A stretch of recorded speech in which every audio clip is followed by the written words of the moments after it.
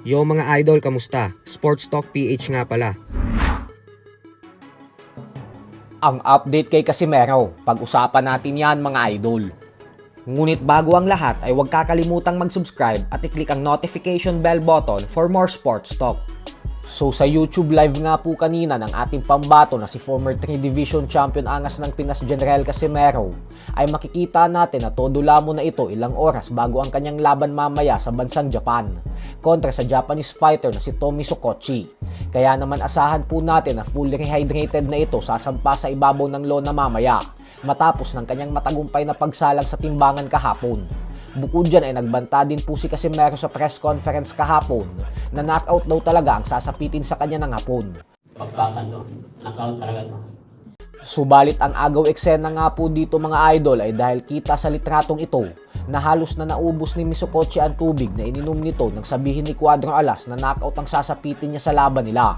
Suspetsya naman ng mga fans na senyalis na daw ito na kinakabahan na ng husto ang hapon sa bagsik ng Angas ng Pinas. Pero hindi po natin ito sigurado dahil sa magkaibang video po na ito ay makikita naman natin na pinagtatawanan lang ni Misokochi ang mga pinagsasasabi sa kanya ni Casimero. Kaya naman magkakaalaman na po yan mamaya. Samantala, isang malungkot na balita naman nga po para sa ating mga Pinoy boxing fans dahil bigong maging kampyon ang isa pa nating pambato na si former world title challenger Gio Santissima matapos nitong matalo sa kamay ng undefeated knockout artist ng Dominican Republic na si Angelo Pina sa naging sagupaan nila sa bansang Switzerland.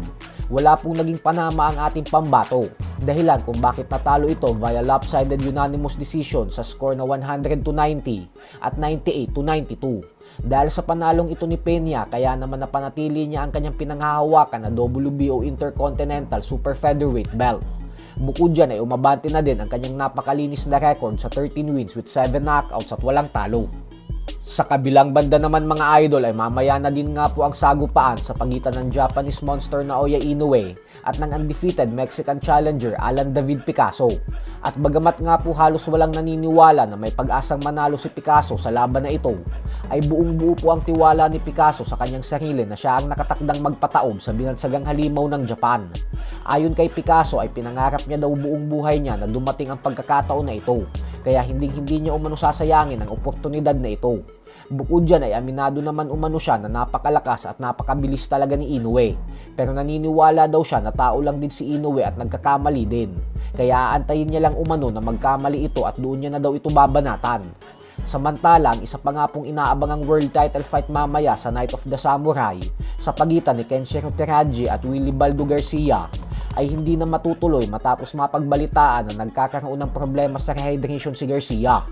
Huwag din po natin kakalimutan na lalaban din mamaya si Kenneth Lover sa Japan kasama ni Casimero. So hanggang dito na lang po muna tayo mga idol.